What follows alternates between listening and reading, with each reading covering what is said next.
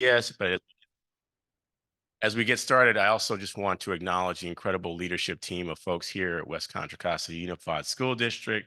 I'm a proud former board member, proud parent, and we have incredible leaders here, and I want to make sure that they are acknowledged for the work that they do and for having us here today.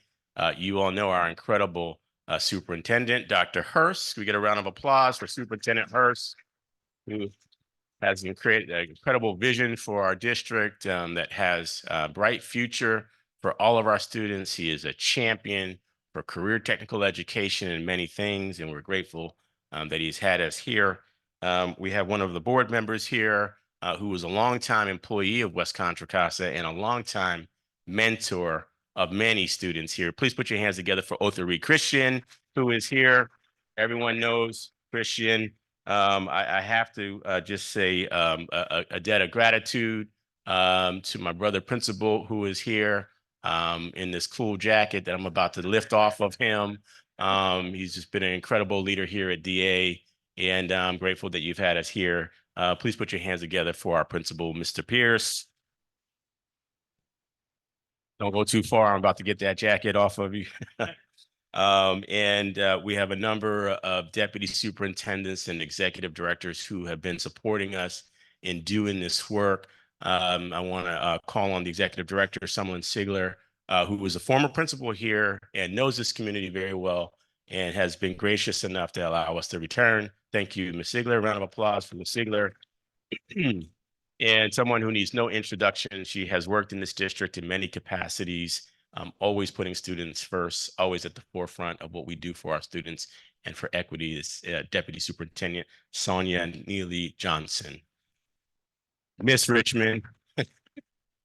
And so I'm going to turn it back to Liz, who is also from this district, who is a former communications director, former student here, former teacher here, and she's going to help us get started, and we'll be underway shortly. Thank you. Thank you so much, Superintendent Thurmond. Thank you to our honored guests, to the WCCUSD team, and to our Anza Dons. I'm here as a proud former member of the Dons team, very glad to be with you, and welcoming our students from across WCCUSD as well. I know we've got Richmond High with us this morning. We're going to go ahead and spotlight Richmond High School. Oilers, can you wave good morning to us so we can see you? Thank you so much for joining us. You've got the nice spacious theater. We've got Vista Virtual, Ms. McCormick joining us. Good morning. We've got Middle College High School. Let's see if we can find Middle College again. Looks like Middle College is just about to join. We know we're a little ahead of some of our bell schedules this morning, and we will be welcoming more of our students as we go. Right now, I would like to turn it over to one of our Anza Dons, who's a leader on campus, Ms. Kimora Fisher, to do a brief welcome and recognition of Superintendent Thurmond. Welcome, Kimora.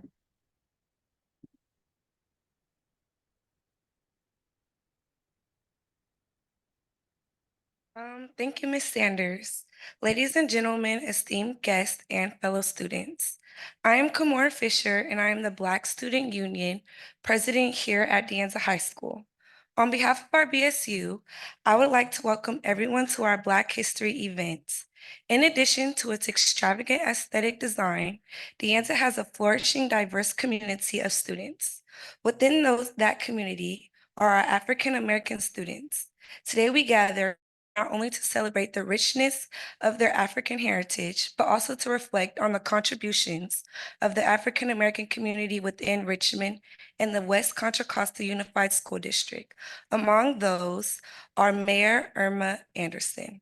As we embark on this journey, let us remember the pioneers who paved the way for us, those whose courage and determination broke barriers, from Harriet Tubman's fearless Underground Railroad endeavors to Martin Luther King Jr.'s dream of equality. Their legacies inspire us to strive for justice, unity, and equality in our own lives. In the spirit of justice, unity, and equality, let this event be a platform for dialogue, understanding, and empowerment. Together, we can create a community that values every voice, regardless of race or background. As we honor African American history, let us also envision a future where equality is not just a dream, but a reality. As we pay tribute to the Black history that's right in our backyard, we want to acknowledge all dignitaries who are gathered with us this morning to honor Mayor Irma Anderson and her legacy. State Superintendent Tony Thurmond, WCCUSD Superintendent Dr. Hurst, Board President Jamila Smith Folds, Board Clerk Gonzalez Hoy, Mayor of Pittsburgh Chanel Scales Preston. Thank you for joining us in this celebration. May our shared history inspire us to create a brighter, more inclusive future for all.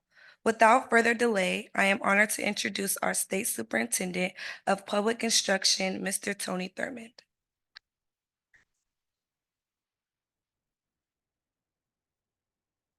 Let's have another round of applause for the president. Hail to the chief, future president. Thank you, Kimora. Good morning again. It's truly an honor to be here and to have this conversation. I'm a believer that history, the best history is living history. And today you have an opportunity to hear from many who have made history in this community. They're incredible leaders who have watched this city and how it has grown and evolved and changed. And they can share with you from a first person narrative the history that we read about sometimes in textbooks. Many of them experienced it and they helped to shape it. So today we are in for a treat to hear from these great leaders who have been part of the Richmond experience. Richmond is a city where many African Americans migrated during World War II for work, for opportunities to leave places like in the South where there weren't opportunities for Black Americans. And many came to Richmond and made Richmond home because of the shipyards and the opportunity to work during World War II. And as a result, Richmond has been a city of importance for Black Americans. Along the way, it has become a city for many people who come from many backgrounds, many Latinos who've emigrated here for work and for opportunities. And so today you'll hear a little bit about intersectionality and what this community has meant for many. We know that there are many languages spoken in this school districts. There are immigrants who've come far and wide from many different lands to call Richmond home. And so it's a special place that we all get to celebrate. And so today we want to share with you some important things in history. One of the things we'll do today is celebrate a woman who recently passed, who we miss, who was the first Black woman to be elected mayor of the city. And as her son, Ahmad Anderson, to my right, will tell you, was the first African-American person to be elected of a major city in the state of California. Mayor Irma Anderson was a champion. We're going to have a chance to watch a short video about her life so that you can know about her, but all of our panelists know her and experience her life and will be sharing some of their own perspectives. I just want you to know what you have here in this panel today.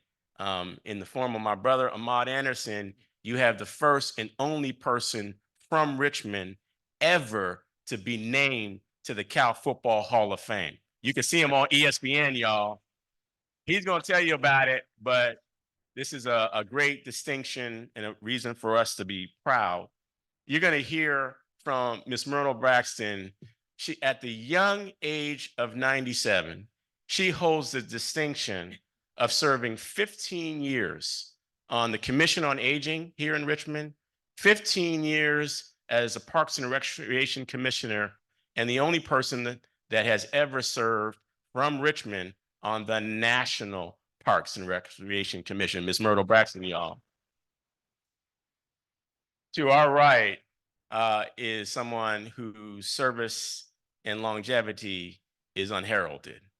Councilmember Nat Bates, who's also served as the mayor of Richmond, has served 8 elected terms here in the city of Richmond. That might be a record anywhere for an elected official. He's a great leader. He has a great perspective. He too is a celebrated athlete and has been celebrated in his service here in Richmond. I had the honor to serve with him. And so get ready to hear from Councilmember Nat Bates. Continuing to the right, we have an incredible, almost 30-year educator. She's still telling me what to do. Yeah. She has been a kindergarten teacher and a transitional kindergarten teacher. She served on the West Contra Costa Unified School District Board. She is among the board members who is responsible for this new facility that we are in, this new educational learning space that we are in. And she is the first woman to serve as president of that board, Black woman to serve as president of that board in recent times.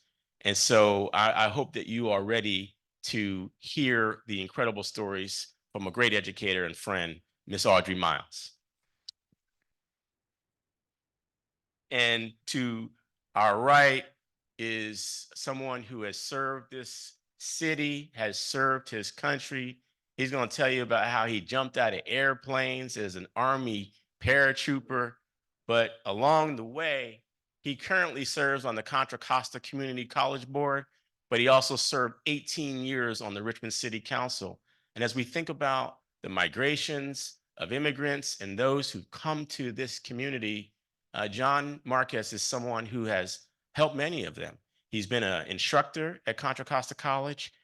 He's been a mentor to many who have served, including myself. I call him Poppy. I hope that you all will put your hands together for the John Marquez. Thank you. And so that's it for me, but please put your hands together for one of your own, an alum of De Anza, a Don who's going to carry us through the conversation today. Let's have some love right now for Raven, who's going to carry us on in this conversation. And so I'm going to turn it to Raven Davis and to who's also a great educator. And I want to remind everybody who's thinking about education, we have something for you in California. If you want to get a teaching credential, we can give you a $20,000 scholarship. If you are thinking about college and you want to become a teacher, we can help you to get an undergraduate scholarship of $10,000 to help you on your way. And if you want to be a counselor in one of our schools, we will offer you the same $10,000 undergraduate scholarship, $20,000 scholarship to get a credential. And so without further ado, returning it to Raven and Liz, but there's one more housekeeping thing that I missed. We have two other folks from the West Contra Costa family who are working at the California Department of Education. They're in the room right now. We have a Deputy Superintendent, Cheryl Cotton, who was the principal of a school right across the way from here, and an administrator here, and she's a proud mama of a West Contra Costa alum as well. Cheryl Cotton, one more time for Cheryl Cotton, our Deputy Superintendent at the Department of Education. And then this young person needs no introduction. He's a Richmond Oiler alum. He, as a 15-year-old, was coming to the city council and telling us how to make things better for Richmond and San Pablo. He helped to create the youth commission that still exists in this district to this day. And now he serves on the San Pablo City Council. Please give it up for Mr. Abel Pineda. That's it, I'm done. I'm turning it to Raven and Liz, who will carry us further. Thank you very much. Thank you, Superintendent Thurmond, and thank you, Raven, so much for being there in person as our panel moderator. I'm going to welcome a couple of the classrooms that have joined us as well virtually as our bell schedules have continued on. Mr. Gonzalez's class, we're going to go ahead and spotlight you, and we are live on Facebook right now. If you could just wave to everybody, Mr. Gonzalez's class, good morning. Thank you so much for waving the back. Good morning. Good morning. We're glad to see you. And we have Hercules High School, our Titans. We're going to go ahead and spotlight you. Good morning, Titans. It's so good to see you. And we are going to go ahead and share a little bit of background about Mayor Irma Anderson to make sure that we have her voice here with us as we are paying tribute to her. And then Raven, I will pass it right to you to lead us right into our panel. So we are going to start off with a little bit of an interview with Mayor Irma Anderson, and you will recognize one of our panelists here. Councilmember Nat Bates led this interview. We're going to hear a little bit from Mayor Irma Anderson about her start in politics. And students, I really want you to listen to her testimony about what happens when sometimes opportunity chooses you, and also what it's like to build really genuine connection in our community through servant leadership, and how that can really support you to be a leader in your community. And Zoom friends, can we confirm that we're all able to see this video full screen? If I can get a few thumbs up or confirmation, just want to make sure we can all see this okay. All right. This will be about a 5-minute clip. We're going to hear a little bit from Mayor Irma Anderson about how she got her start in politics. One of the jobs you held was with the Contra Costa County Health Department as an administrative. Would you elaborate a little bit about your job and responsibilities? Okay. I just might say to start, I started after my children entered school part-time as a public health nurse, and went through each classification of nurse, supervisor, training coordinator, and assistant director, and then director of public health nursing in the 29 years that I worked for Contra Costa County. And as director of public health nursing, prior to that, I was assistant director where I worked in Richmond, housed at 38th in Bissell for 19 years. I was responsible, administrative nursing responsible for all of West County nursing, including the Richmond Health Clinic, and as director, assistant director of the Home Health Agency in West County. And I did that for 19 years in this city. And at one point, you were the top health service administrator in the county, is that correct? Well, yes. And then after that, I became the first African-American director of public health nursing for Contra Costa. And besides the director of Veterans Affairs, although we had one employee, I was the highest paid Black employee in administration for Contra Costa County. Now, at some point, you finally decided to run for public office. What motivated you, having experienced the first lady and having experience with your husband being the mayor and councilman? What motivated you? Because a lot of women don't like to follow in those kind of footsteps, but what motivated you to try? Well, to tell you the truth, I retired and planned to get involved in another level of my profession. As you would know, public service has always been my bag. Upon retiring, right after I retired, I was a member of the Macmillan Election Committee, and most of us were women.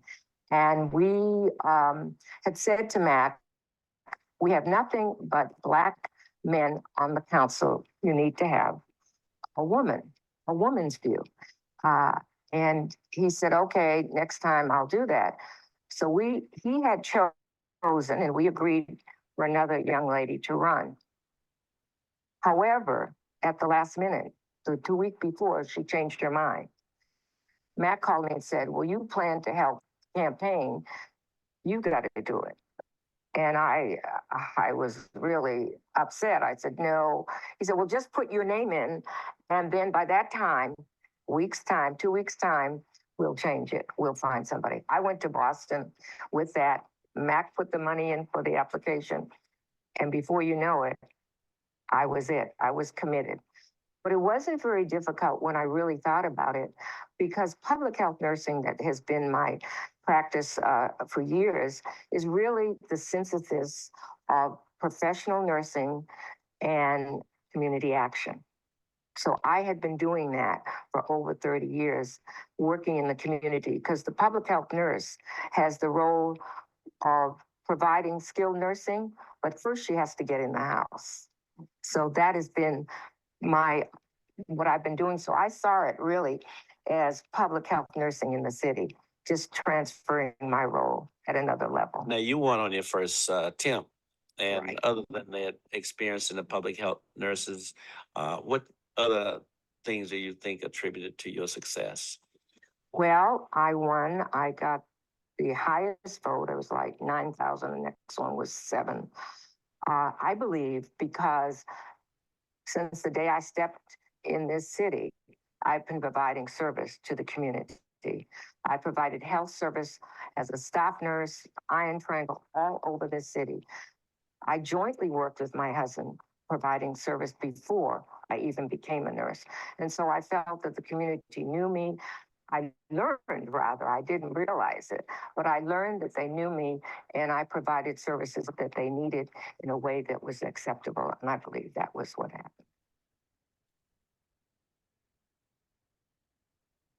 All right.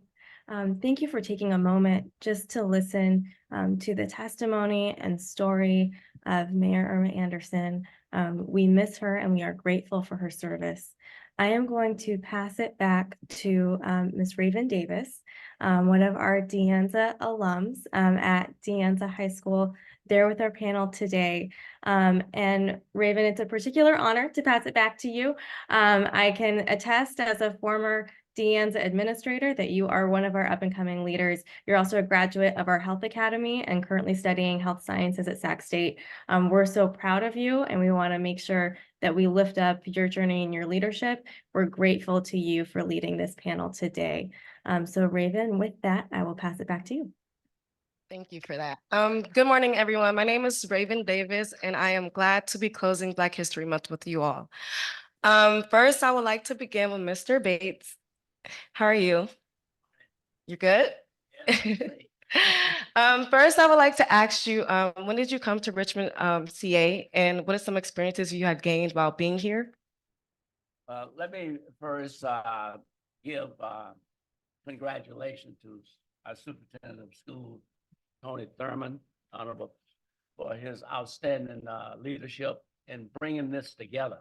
This is the first time, to my awareness, that we've had a Black history that encompasses a number of the West Contra Costa Unified School District students and staff. So I think we need to give a beautiful round of applause to our Honorable Tony Thurmond. Getting back to the question, I arrived in California right after the bombing of Pearl Harbor, as many from the South. And we came to California primarily for the job opportunities.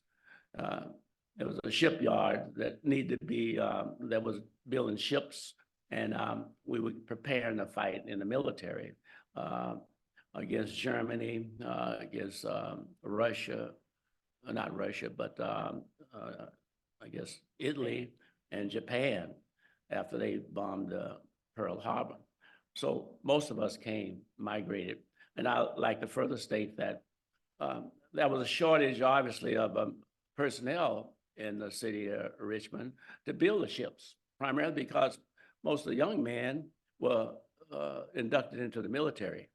And there became a group called the Rose of the Riveters.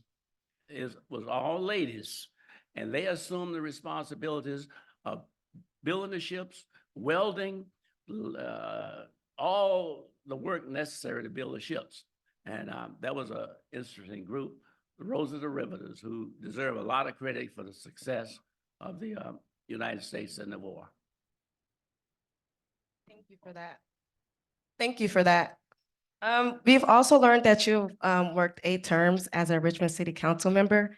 Can you tell me some of your greatest achievements while working as a Richmond City Council member? Well, as a council member and mayor, we're one at the time of 9 members, and you have to work with other council members to achieve anything. I can't take credit for achieving anything alone. I had to work as a team. But collectively with John Marquez and Tony Thurmond and a host of other elected officials, we were able to accomplish a great deal. One is we built and brought in the Hilltop Shopping Center. That was a gigantic undertaking because it created a lot of jobs and it created a significant revenue. We brought in Target. We brought in the auto row at Hilltop where automobiles were sold, Costco, the Knox Freeway, Pacific Mall business there in central Richmond, and a host of housing. Many of them was here in the El Sobrante area, the Dietz Crane here, the Carriage Hill, which is further down. So all of those housing projects were manufactured and brought in with the support of the full council, including Irma Anderson, and I say John Marquez and others. Oh my gosh, that's so good. Thank you for that. I have one more question for you before I move on to the next person. I know that you have met several US presidents. Can you tell me about that experience? Yeah. Well, I've been fortunate in the sense that I've been associated with 11 presidents, directly or indirectly, during my term. The first one was Lyndon Johnson, when I first got elected in 1967, long before most of you were born. And thereafter, I became acquainted with Richard Nixon. And I might say that despite his impeachment, Richard Nixon did a great amount of work in support of this country. One is that he opened the doors with China, and there's a significant trade with China.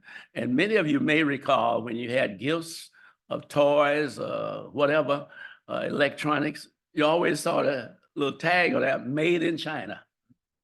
Well, that was Richard Nixon's forte. Of course, he got impeached, which was embarrassing. But then I had a relationship with President Ford after Nixon got impeached. And then Jimmy Carter. Most people don't realize that Jimmy Carter was quite responsible for the construction of the Hilltop not the Hilltop, but the Knox Freeway. The Carter administration provided 95% of the funds to build that freeway, and the state only provided 5%. And I was disappointed that they didn't name that freeway Jimmy Carter and Knox Freeway. And then, of course, I had a relationship with Reagan. Reagan was my governor when I was the mayor. So obviously we had a good exchange. And then I had with Bush, the elderly Bush. When he was vice president, he and I sat on a committee, just like I'm sitting beside Mrs. Braxton. He was very funny, and he was very concerned about inner city and the urban areas, making sure that they got their share of the funds to be able to operate. And then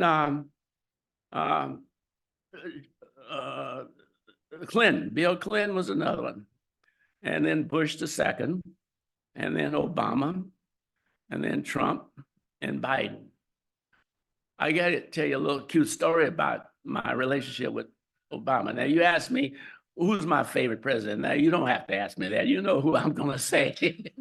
But I got an invitation from the president, big, beautiful seal, invited me and my guests to the White House holiday celebration.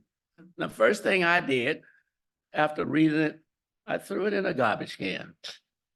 And then I said, after a few days, I said, you gotta be a damn fool to throw an invitation of that magnitude from probably the strongest and most popular person in the world in a garbage can. And luckily I didn't throw it in a receptacle that the garbage people had come and picked up. So I retrieved it. And sure enough, I put in the necessary information and I was invited, and I took my daughter back to the White House. And I'll tell you, it was a joy of a lifetime. And as a result, I got pictures with him.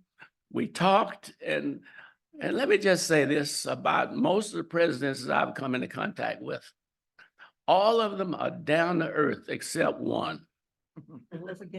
All of them are down to earth. They communicate with you. They don't wear their position on their sleeves. They are not egotistical like one of them.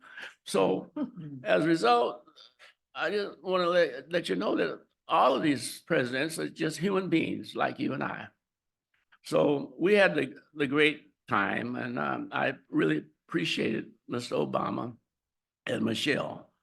And I got a good friend of mine, Don Gosney, that has been nice enough. Where you at, Don? Don's been nice enough to put together a little thank you to the students. And I think someone has them back there. So each one of you students will be given one of these photographs in appreciation of our attendance here. And on the back, you can read a little bit more about my relationship um, with the president and induction into the Canadian Baseball Hall of Fame. And finally, let me just say this to all of you students.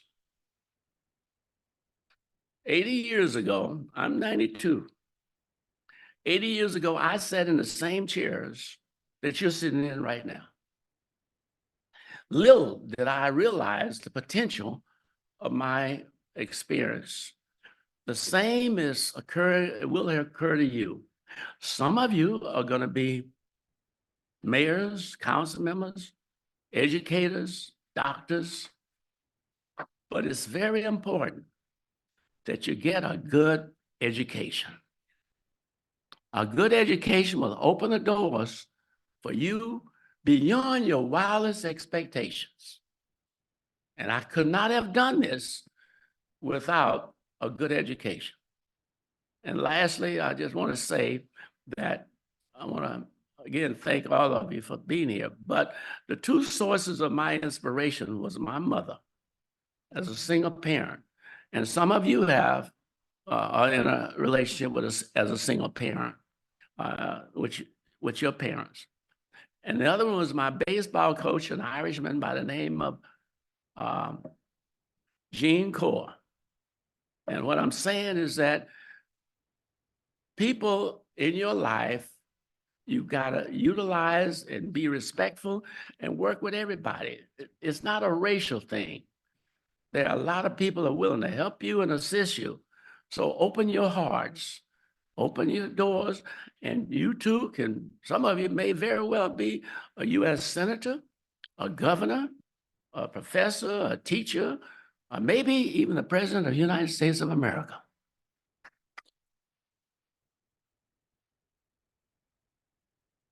Thank you, Mr. Bates, for that. So now I want to move on to Mrs. Braxton. Hi, how are you? Fine, thank you. Okay, I just have a few questions for you. Is that okay? So what is your favorite event in Black history?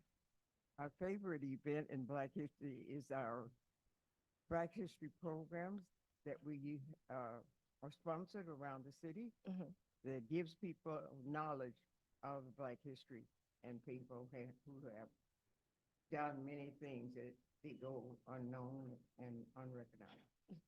That's why, that's my favorite thing about Black history. And as you think of Black history, do you have anything that you think that students should know that you think is important from Black history in the Bay Area specifically? I think that Black history should be part of the curriculum of the school. I think that people should know about the accomplishments of Black people in science and space and all kinds of endeavors. And it's not known unless you teach it in the school. So I believe that is very important. And lastly, can you share a memory that you have with Mayor Anderson? Mayor Anderson and I were neighbors. We lived about 3 doors away from each other. Ahmad, her son, and my children grew up together. I knew Mayor Anderson very personally, and I knew how committed she was to the city of Richmond and to our neighborhood, to keep it a beautiful neighborhood. We moved into that neighborhood when all the homes were first built. And that's why I knew her. We moved into that neighborhood together. And she was concerned about that neighborhood staying a beautiful neighborhood. And she worked hard to get that. I remember her as mayor, not because she was my neighbor, but I was also the kind of person that was always in the city council members' faces, asking for various things. Mrs. Irma Anderson, if she disagreed with me, she'd let me know. in no uncertain terms. But I was so proud of the fact that she would listen to you and she would do what she could to help you get an improvement in your neighborhood. Oh, by the way, we also attended the same church. I almost forgot that. Thank you so much, Mrs. Braxton. I would like to move on to Mr. Anderson. Good morning, everybody. Thank you. So you've recently been added to the Cal Football Hall of Fame. Can you tell us more about your experience with Cal football? Well, thank you very much, and I'm very glad to be here, and peace and blessings to you all in this space and in this place. Also want to recognize that we are on the land of the indigenous people, and we should be grateful what they provided for us in a pathway to be able to celebrate in this House of Education. I start there because it is less about my experience of being inducted into the Hall of Fame and more about my experience of being admitted into Cal. Going to Cal and playing football was only because I got admitted into UC Berkeley. Education is everything, but I want to let you know that Cal was not my favorite place. My mom was a graduate of the Masters of Public Health there. She taught classes there on occasion. My father was a visiting professor in African American Studies and Political Science.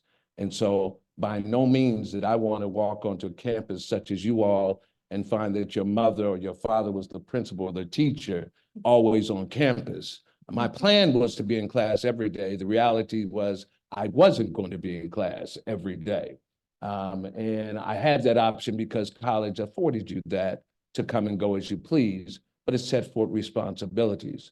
I'll share with you, who can tell me what is the highest score you can receive on the SAT today? Yes, sir.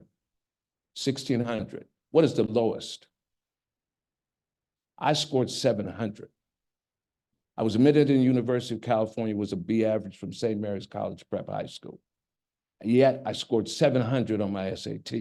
I went on to graduate. I went on academic probation my first semester while being a student at UC Berkeley. And it knocked me off my feet. I came from St. Mary's, a college prep high school in Albany, which sure some of you are familiar with. And I thought I knew it all. And it was an eye-opening event that I did not know it all. I got off in the winter quarter and then went back on again on the spring quarter. They told me if I didn't go to summer school and earn grades of B or better, I would not be allowed to come back in the fall. All the time I was still a walk-on on the team, but I was being touted as the next starter in the spring of 1979. I did earn grades of B or better. And I went on to be a starter in 1979, played in the Garden State Bowl against Temple University as a starter.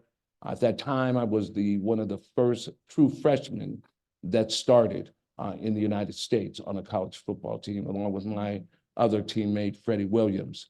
Went on to move forward, didn't have great seasons after that, but my last season, many of you have heard, is the big game, Stanford versus Cal, the play where they had laterals on the field and Stanford band ran on the field. Well, I was defensive captain of that team. And with 4 seconds left to go, we were able to win the game. I mentioned that because academics was the foundation. Football has not carried me to where I am today. It's what I learned in libraries like this, in the Richmond Library, in the Berkeley, University of California Library, and even so much so based upon my education at St. Mary's. My first year and my second year, I always went back to St. Mary's because I was familiar with the library there and read the books and used the books there to be all I can be. If one thing I encourage you to do is be all you can be, do all you can do, and build relationships. Because those relationships today, if they're true relationships, will carry you on to the next level. It was mentioned here about going on and becoming the next presidents and city council folks, et cetera. That's all well and fine. But there is no shame and always gain in being the business owner of your own business, working in the trades, building carpenters, because we need houses today, being an electrician, being a painter. Those things are just as valuable today as we have people who are homeless who need housing. That is valuable today that people are being shorted out by PG&E around electricity. We need you today to think about that today. And know this, that there's always time to do the right thing in life. Your time may start now, it may start later, but remember this as well. No matter how dark the night, there is a morning. Wake up, embrace it, step up and step in. Let them recognize who you are and understand you're a beautiful child of God.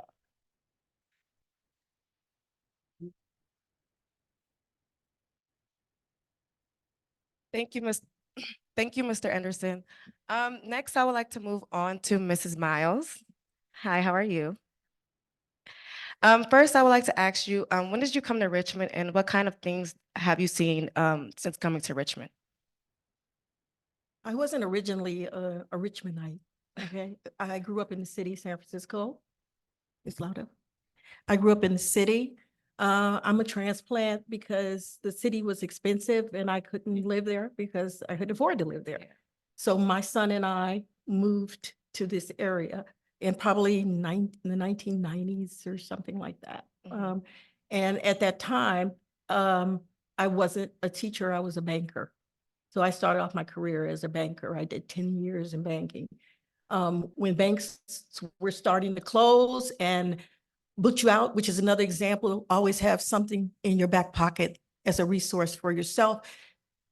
They used to tell Black people who worked at the bank that they couldn't be supervisors because they didn't have a degree.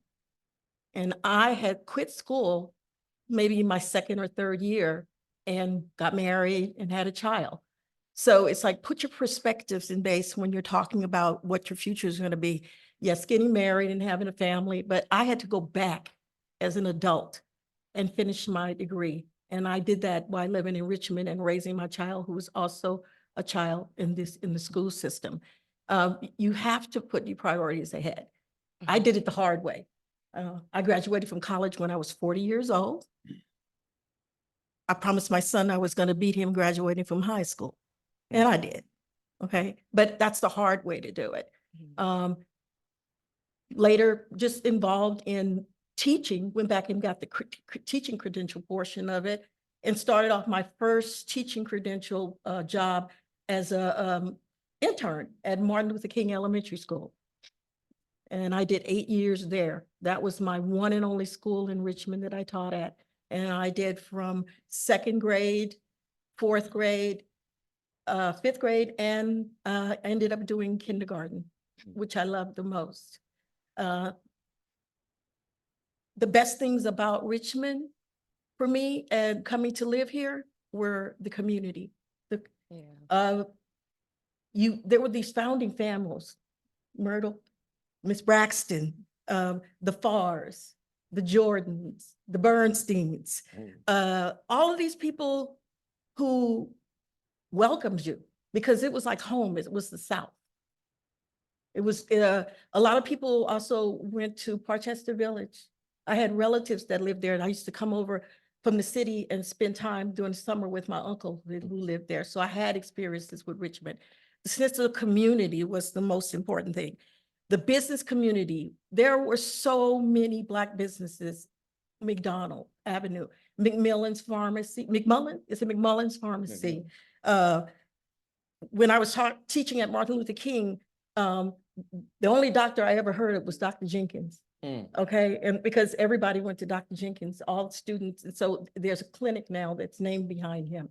So it just, all this history of the connectedness, the Black churches, the tri-fellowships with St. John, Pilgrim Rest, and Mount Zion, okay? The community always came together. There was just so much. And you were always met, no matter if you were a transplant or whatever, you were met to feel welcomed here. Thank you. We also know that you are the first Black woman to serve as the president of the West Contra Costa Unified School District School Board. Can you tell us what you're most proud of? My students. Hmm. I'll put that first because that was always my priority for why I did it. It was not the easiest job in the whole world. It was the hardest job.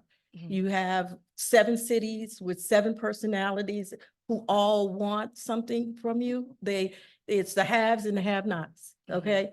I started off in Martin Luther King, which was a school that needed renovation. So the building of the schools, the priorities of schools that were run down and getting those schools rebuilt was really important. Charles Ramsey, who's not here today, which we were, he would talk about the bond measures where we walked precincts. Me and my dog walked precincts and handed out pamphlets and talked to people and encouraged people to pass those bond measures. Because of that, you are now receiving the benefit of these brand new schools with high technology. So I would say that's my proudest. And then giving students their diplomas. The first experience I had with that as a board member was that students that I had taught in kinder, maybe 5th or 4th grade, I had the opportunity that when they walked on stage to give them the diploma, and it was a big hug. Do you remember me, Miss Miles? You know, and I could remember and see that little face and remember, yes, I do remember you. And that was my proudest moments. Thank you. And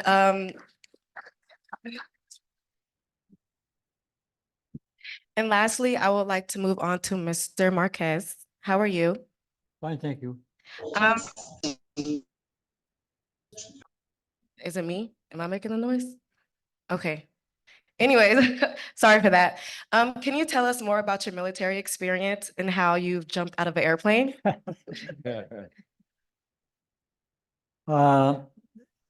Let me start out by saying that it gives me great pleasure to be here this morning with you students. Before I talk about my experience, let me just say that it's always pretty difficult when you're the last one to speak because usually everything you were going to say has been said by somebody else, and it's not doesn't show too much leadership to say me too. But go back to your question. 17 years old, right after high school, I decided to join the military, and specifically, I wanted to be a paratrooper because I had 2 uncles who had been paratroopers, and I always liked the way they dressed. They were different. They dressed differently. They got to wear boots instead of wearing flash shoes. So I joined the Army. I went to Fort Ord for basic training. Fort Ord is located near Monterey. In basic training is where you learn to march and you learn to fire your weapon and you learn all these things that you do as a soldier. There were 5 of us that volunteered to become paratroopers. For those of you that don't know what a paratrooper is, that's one of those individuals who jumps out of airplanes in flight at about 1,150 feet elevation. Jump out of an airplane with nothing but a parachute in the back, a reserve parachute in the front, little bitty job like this, and a great belief in the Almighty. You come out, you're trained, and you do it. There were 5 of us that volunteered, as I said before. All of us were young, probably about 17 years old. And I still remember them. I still, like, I can picture those guys that were with me. For example, there was a Morris, a white kid from Montana, a tall kid. We called him Mo. There was Castaneda, a Latino from Oakland. We called him Curly. We had a young man from one of the reservations in Arizona, and nobody could pronounce his name, so we called him Herbie. And he answered to that term. We had Williams, a black kid from LA. We called him Williams. We all met in LA at the airport. In those days, you didn't have the jetliners, well, airplanes with props. A lot of noise at the airport. And we flew to North Carolina That's where the jump school was, located at Fort Bragg, North Carolina. What I remember is landing in Fayetteville, North Carolina. You know, we got our bags.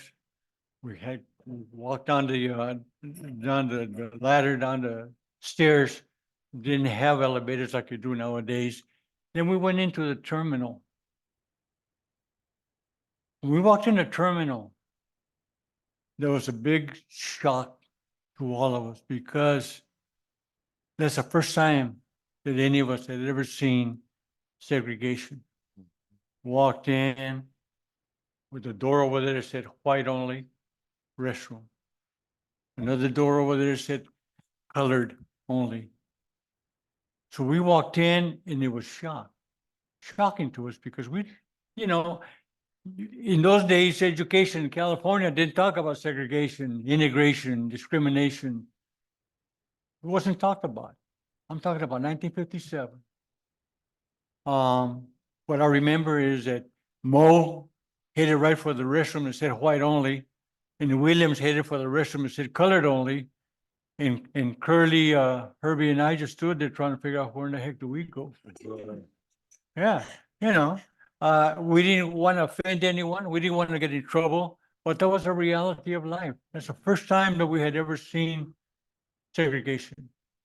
Then we reported well, we walked down the street and decided to have a cup of coffee and walked in this cafe and we sat on a counter and the server kept walking back and forth. They wouldn't attend us.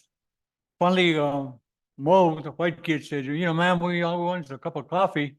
And she turned around and said, we don't serve colored people.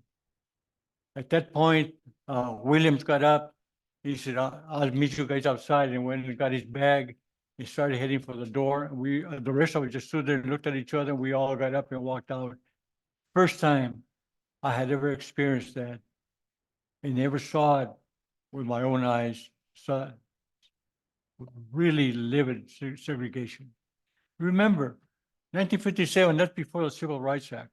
That's before Martin Luther King. That's before, you know, equality, integration. All those terms that we're used to hearing now, reading about, you didn't hear them.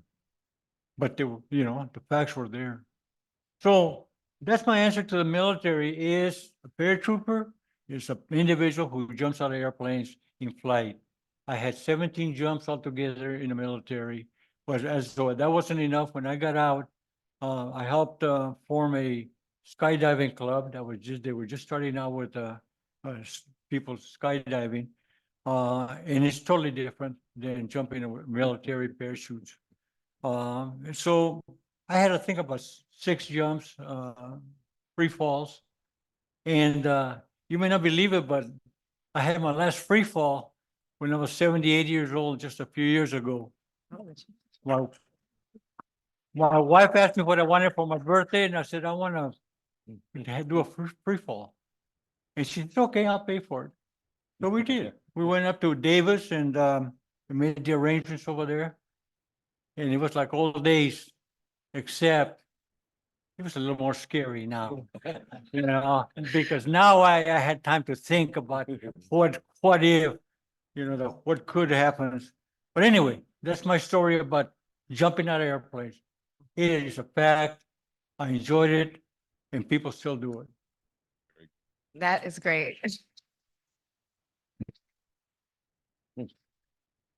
I just want to thank you all for answering all my questions. Now I just want to give it up to the students. You guys are free to ask any questions that you may have for them. They're going to bring around a mic, so all you have to do is just raise your hand and let us know. Thank you, Raven, for leading our panel. And students who are joining us from across WCCUSD, we are also able to take questions from your classrooms. If you would like to ask a question, just let your teacher know, and your teacher can raise the hand for the class on Zoom. If we call on a virtual class, I will unmute and I will let you know. Thank you so much. We are currently streaming across 12 different classrooms, health centers, theaters, other student rooms across WCCUSD. We're so grateful to have you online with us. And with that, do we have any student question at De Anza to kick us off?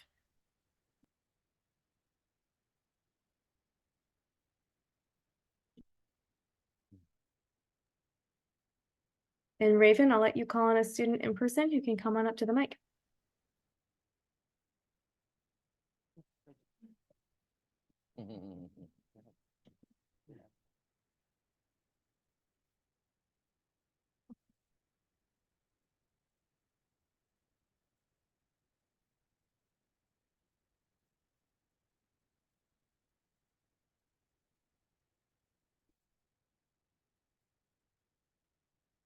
The name is Reginald Charles Davis. I've been getting popularity from the battery Soskin, and I am so happy and glad to be in the Anza. Right. So this is my question to the person in the white beard. What's your name? By any chance? Mr. Marquez. Marcus. All right. Are you like scared of like jumping off of the airplanes, or do you like have no reaction at all, or do you just have to deal with it? I'm Yeah. just curious. Okay. Jumping out of airplanes in the military is something that you enjoy, you volunteer to do. And you go through the training. It was 3 weeks of training of what to do, jumping out of airplane, what to do if a parachute is not open, you know. Besides going through all the steps of making sure that the parachute opens. And you just do it, you know, it all boils down to if you do it, you want to do it and you train well, nothing's gonna happen. You're gonna be happy. Like I said, 17 jumps that I had from different type of airplanes. And I didn't have any incidents whatsoever, but I saw people that were in my group that weren't as fortunate. They got hurt. If I were if I were you, I would be screaming for their life.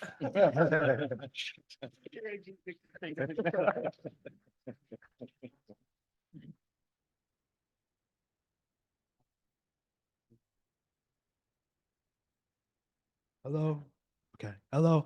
I'm Caden's son from Anza High School. And my question is, do you guys, the whole panel, have any advice for life after high school? Or if you could go back to maybe 17, 18, with the experience you have now, what would you guys tell yourself at that age?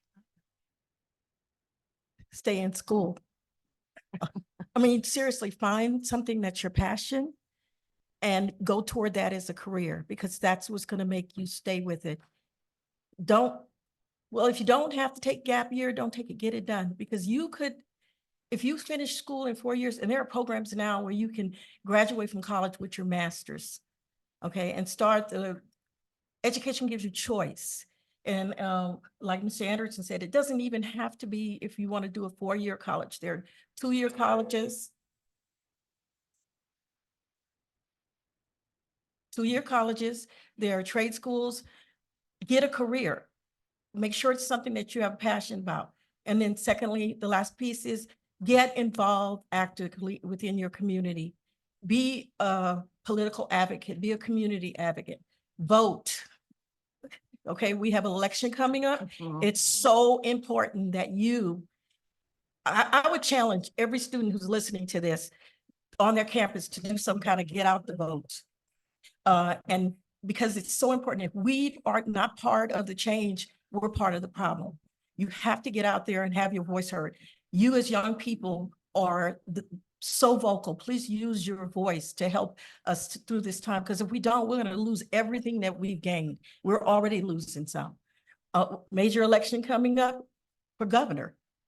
Our superintendent is running for governor. Ask him, does he need some students to go out and do pamphlets and walk precincts? All of these things are important to get your voice heard. Going back to education, it's never too late. I started college when I was 28 years old. After came out of the military and worked in the ore mill for about 6 years or so. And I decided to come to Richmond specifically to attend college. And I started my education at Contra Costa College. I said, 28 years old, I had two sons, and I worked my way through. I had the GI Bill, which is compensation is given to veterans to go to college. And because I had two sons that helped me, I did all kinds of things while I was in college. I had a paper route through El Sobrante, all through here. I used to deliver the Tribune in my car at night, I mean, early in the morning, so I could get money to support my family. I can tell you that after I earned my degrees, it was sky's the limit. Everybody wanted me. Why? There was two things that I had going. I had the education, I had my degrees, and for those of you that are able to, bilingual. I was bilingual, fluent. I had offers all over the place. I ended up working for the city of Richmond for a while, and then I went to work for the state of California, and I retired as a deputy labor commissioner for the state of California. I would have never been able to do it without education. I would encourage students not to get fixated with being anything at this time. This world is a very revolving world and it's changing every day. Artificial intelligence, the new technology. The basic thing you want to do is get a sound, solid education, math, English, philosophy, and so forth. And as you go forward, you'll see different doors open. If you got a sound education, you're able to move into different directions. And I'll tell you, my experience has been that this new technology is a new monster. And if you're not ready and prepared to deal with it and move into these areas in the immediate future, you're going to be left behind. I give you a good example. General Motors and Chrysler are one of the few companies that continue to build automobiles in the United States with labor force. Are you aware that Toyota, Lexus, Hyundai, Kia, all of these automobiles are being constructed in other places without manual labor? Robots. Go to Home Depot. You notice the technology there. Few clerks. You go up and bango. We got to be able to adjust, and students got to be smart enough to recognize this. So that's what I would recommend. Get a sound, good education, because this technology is going to eliminate, especially artificial intelligence, eliminate a lot of jobs. And if you're not prepared and ready, unemployment line is going to be your option. I just wanted to add to, when a college education is very good and everybody should strive to get one, but everybody can't afford it. And I just wanted to add the fact that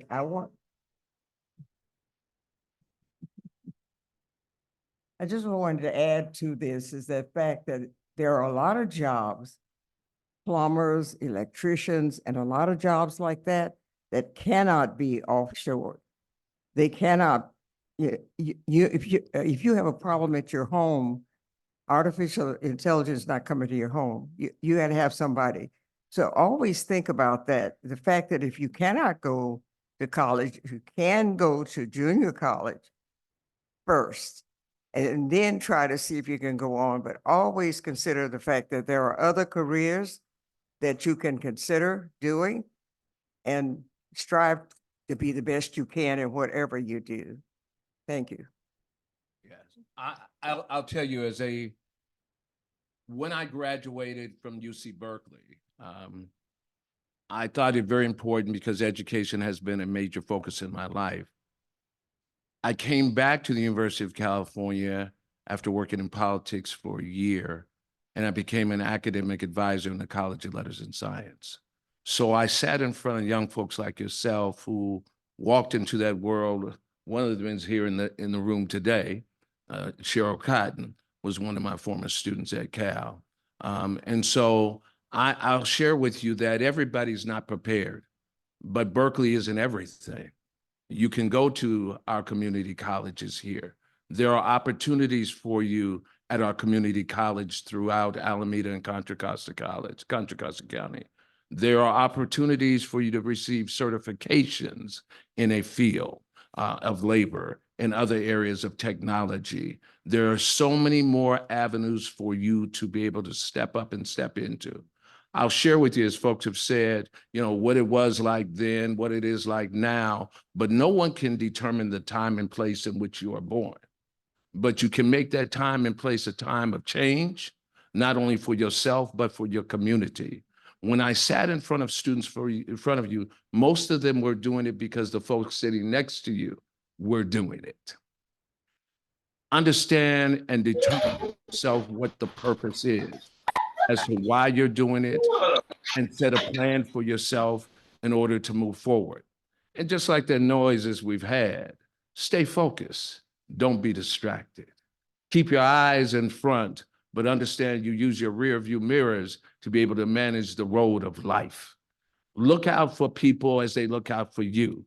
You too can determine for yourselves to be that lighthouse, not only for your friends, but for your family. Education is it. But like dreams, if you don't wake up, you can't take that dream into action. I want to add to that let me just talk about Contra Costa College, because that's where I went and that's where I'm responsible now as a trustee. We have a program, actually we have a contract with Toyota, whereby students can come to our automotive program, which is state of the art, by the way, and you work for a semester.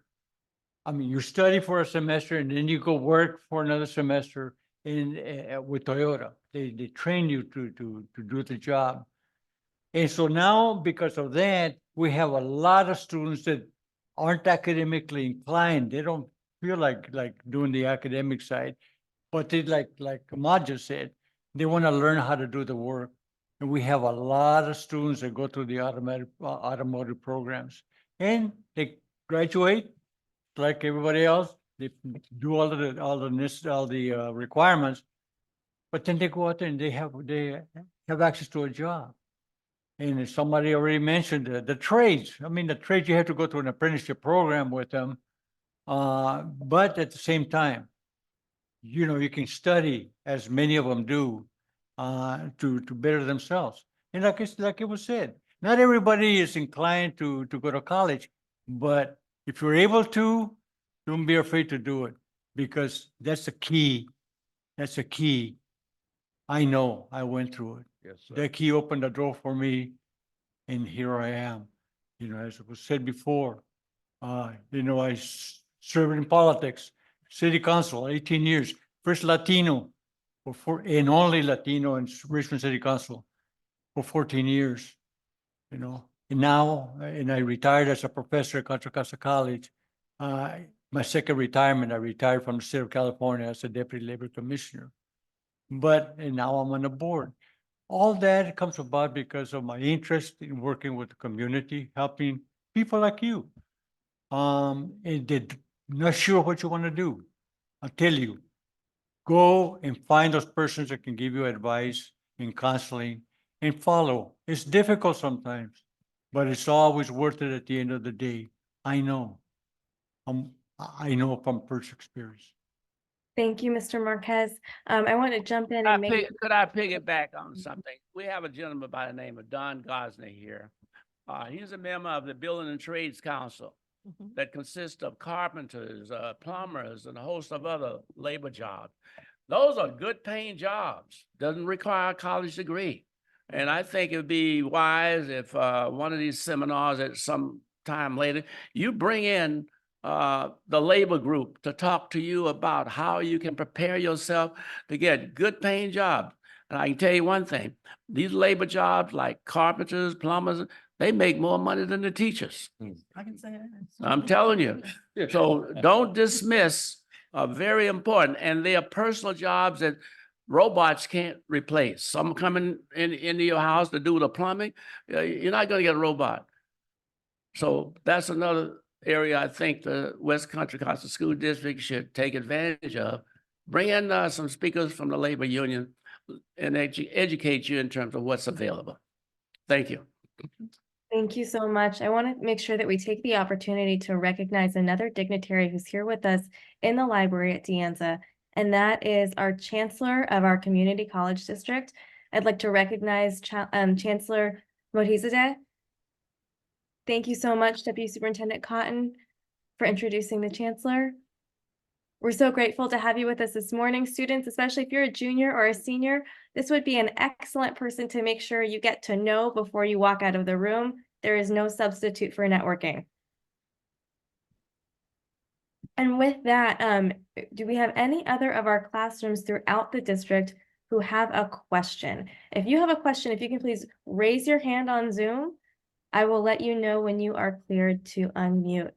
I see a big hand up from Mr. Gonzalez's classroom. Mr. Gonzalez's classroom, we're going to go ahead and unmute. May I share something that I experienced I had with Irma Anderson? Yeah.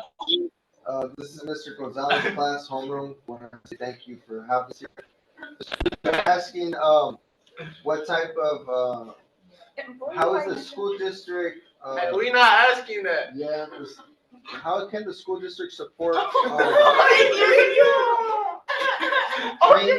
trainings for the students, like more QR codes on campus, employment, summer opportunities, and they're also saying, yeah, that's currently what's happening. Gonzalez's classroom. We're going to go ahead and hand it back to our panel. I think the question was about college and career going opportunities. And Mr. Marquez, I believe I also heard you about to speak when we shifted over to Mr. Gonzalez's classroom. So please feel free to speak again as well. The question is about college and career going opportunities. I'd say as someone who spent 14 years at UC Berkeley, not only as an academic advisor for student athletes, but also a dean's representative dealing with academic probation, college advising while students were in the midst of trying to determine where to go. I think one of the things is that all cities that are within this West Contra Costa Unified School District should make those opportunities available by coming to the schools such as this, talking about what's available. Many years ago, there was a large push for the Mayor Summer Job Programs and looking at the variety of places where the skills that you learn are transferable, not just at Target, but as much as it is valuable in skills that you can learn at Chevron, whether it is warehousing, whether it is technology, whether it is being in charge of inventory. Those kind of internships, and hopefully paid, will be not only valuable for your knowledge, skills, ability, and other characteristics as an employee, but as a student to determine, to really set the course for discipline.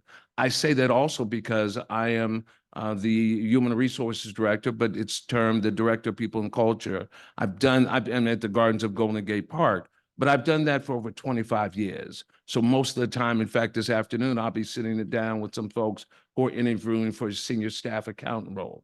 Many of those folks have never gone to school, but they became certified as CPAs. So for those of you, and I've said this in the streets, for some of my young brothers and sisters in the streets who can look at a package and tell what a gram is, to what a dime is, to how much it costs and how much it weighs, you can too be an accountant because you can track your money. You can track who owes you. You can track who's late, but put that work in, as we say in the street, put that work into achieving that goal. And as they also say, you live it how you get it, and you get it how you live it. As well, there are opportunities for you to write letters to different companies that you're interested in. For example, if you're interested in being a nursing program, or you're interested in childcare or schools, you can volunteer as an intern during the summer, and that gives you stuff that you can put on your resume, and also gives you an opportunity to experiment if that's something that you're interested in doing. There are companies who will take on interns. And I think some of the high schools also have programs where you can work while you're in school. At least they used to when I was here before, where you could work during the school year, and that could be also part as an intern and part student.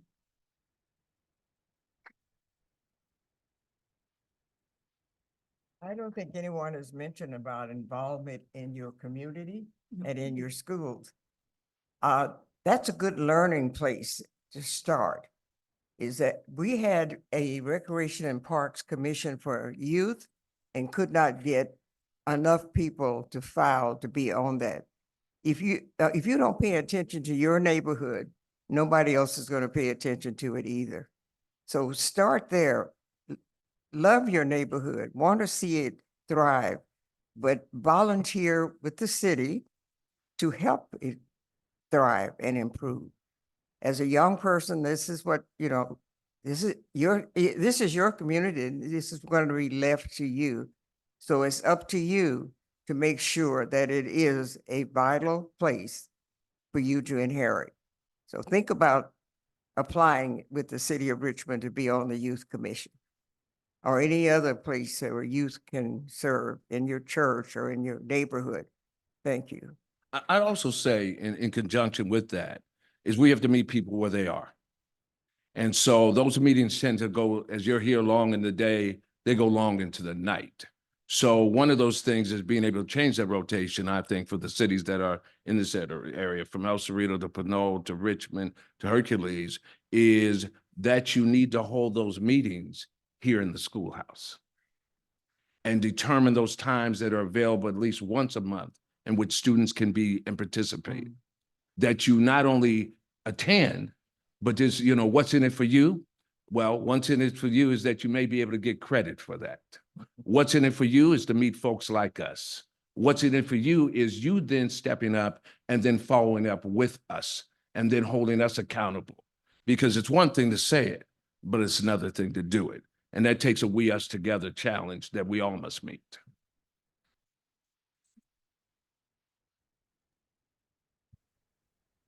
Thank you so much to our panel. We have time for one or two more questions, and Raven, go ahead. We have one student here at Anza. Perfect. Okay. Hi, my name is Jasmine Thomas, four-year vet of the Anza cheer team, coached by Tina McCarthy, and I'm a senior. My question is for the whole panel, and the question is, what is a significant challenge that you faced and the steps that you took to overcome it? Wow.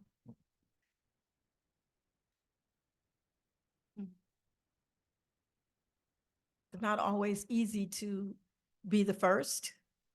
As a Black woman, or just a woman, period, people don't necessarily want to listen to you. You have to have your own inner confidence to believe that while you're there for my reason. When I was on the board, it was about students. It was always about students.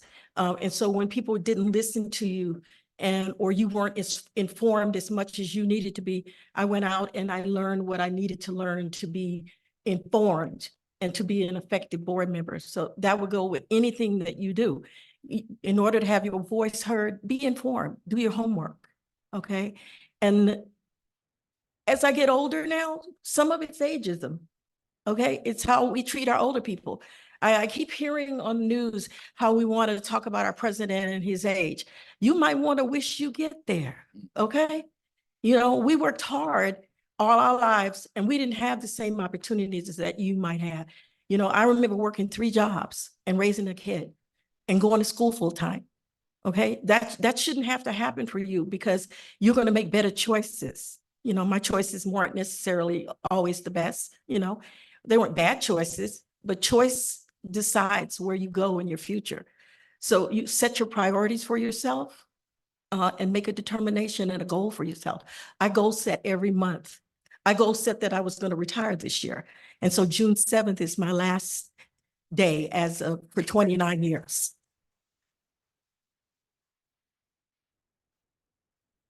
Sometimes you have to try for things that you don't think you qualify to do. I'm going to mention that I was the first Black person elected or appointed to the Richmond Commission on Recreation and Parks Commission and also on the Commission on Aging.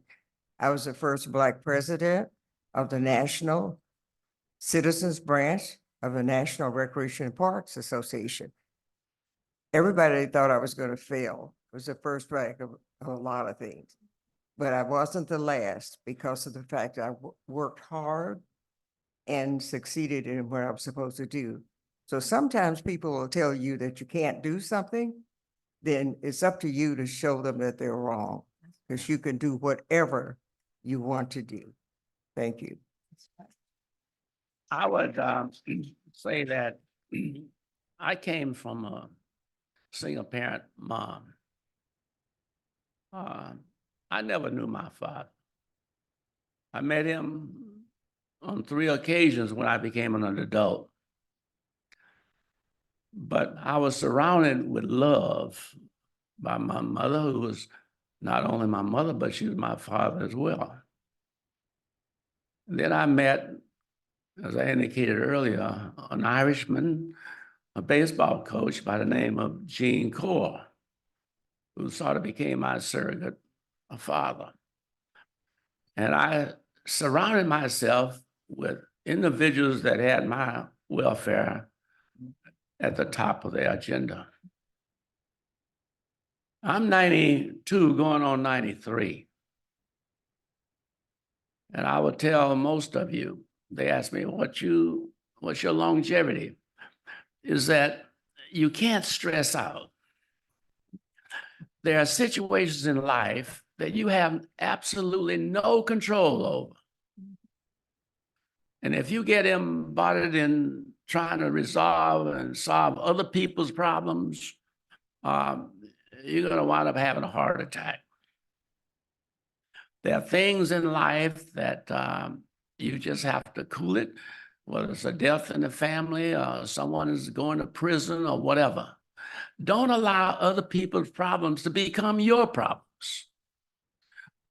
Continue to focus upon your goals and your needs, and you're going to make it, and you'll be very successful. So that would be my advice and my experience as a 92-year-old individual going on 93.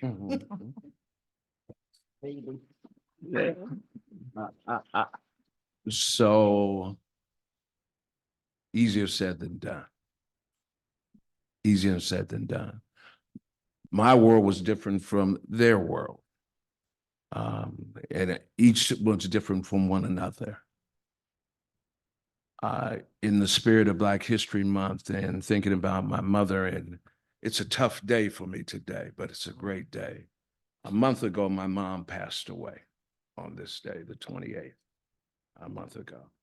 And I would unapologetically say to you, I'm a privileged person. I'm a privileged African American. I stand before you because of the way and path that my mother and father were able to provide for me. And I say unapologetically that the work that they did in the city of Richmond and in this county afforded the opportunity for you to sit where you're sitting today. That I see that almost 90% of the folks in this room are people of color. That you must find love in yourself first in order to be loved. You should be able to look into the mirror and say, I am somebody, as great Jesse Jackson used to say. All those around you who talk about the city of Richmond and West Contra Costa County, about what we're not, the negativities of our community, the resources we lack. They don't know the greatest resource we have are you, we the people. Nobody can tell you everybody can tell you what you can't do, but you are the only ones that can tell yourselves what you can do. I stand before you, this Black man, in this room of people of color, that each one of us, based upon our families, and our heritage have been able to meet the storm head on. And here we are today. Let it know if you've studied anything about science and what it tells you about salmon, and that salmon swim upstream in order to procreate. Salmon sometimes don't make it upstream, but those who make it upstream give life to those who leave to see a better day. Say to yourself every day, you are capable, that you have the power, that no one can take it away from you. It starts here. It may not start at home. And that it doesn't have to be your mother. It doesn't have to be your father or your grandparents, your uncle, your aunts. It has to be somebody. And you have to be able to filter through that process and recognize that on social media, everybody on Facebook is not your friend. And that you don't need a million friends, because it starts with you. In this Black History Month, as I stand here, you too will stand somewhere. Don't aspire to be me, just aspire to be the best you can be. Let me just interject. Thank you. Ahmad's father and I were good friends, and he was a minister, and my minister at East Hill Methodist Church. So you just got through hearing from Reverend Anderson again over here. But let me just interject. I worked for 40 years as a probation officer in Alameda County. And it's important that you surround yourself with people that think like you and have aspiration like you. Stay away from the drugs. Stay away from criminal activities. Stay away from people that are negative, because they'll bring you down. You can be in a car and they are a thief or whatever. All of a sudden the police pull over and bango, there you go, getting involved in something that they have a bench warrant out against them or something. Be mindful of who you associate with, because if you don't, their behavior and activities can hurt you. Think positive, and again, that's Reverend Booker T. Anderson's son over there. Yeah, well, I'm not a minister or a nurse, so don't get it twisted. I'm not that guy. But I also like to say to you that Black History Month is our month, but Black history is every day, all day. Don't let it be the reason that March 1st is around the corner that you don't start living that life, my AAPI. Don't start living your life. Don't stop living your life, my Latinx community. Don't stop living your life knowing that there are others out there who look like and walk like you, talk like you, or who are watching you. And it's not the police, it's your own folks. Be the role model, be the beacon, be that lighthouse. Yes.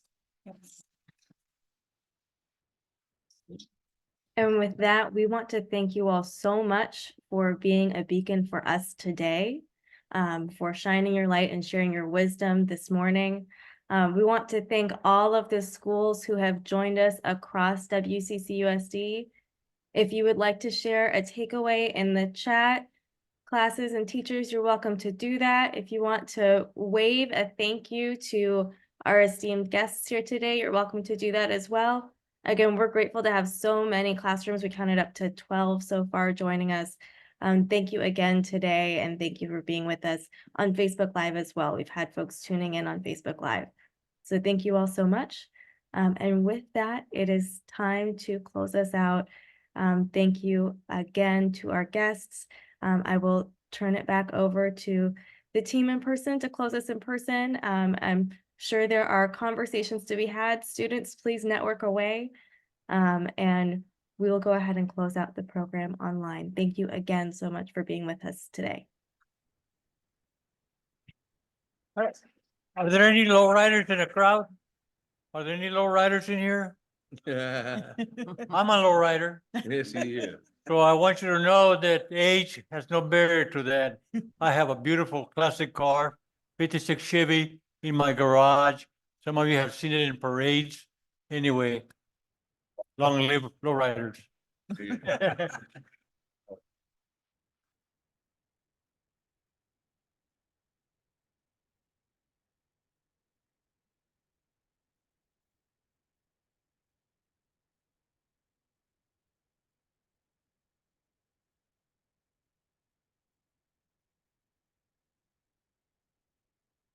Sometimes we have to show up, right? That's all right. We'll take up space, take agency in the places that you're in. And just as they were saying to you, take agency in your life, take agency in your school, and take agency in your career. I want to thank you all, those who are here in person, those who are joining us virtually. We appreciate you.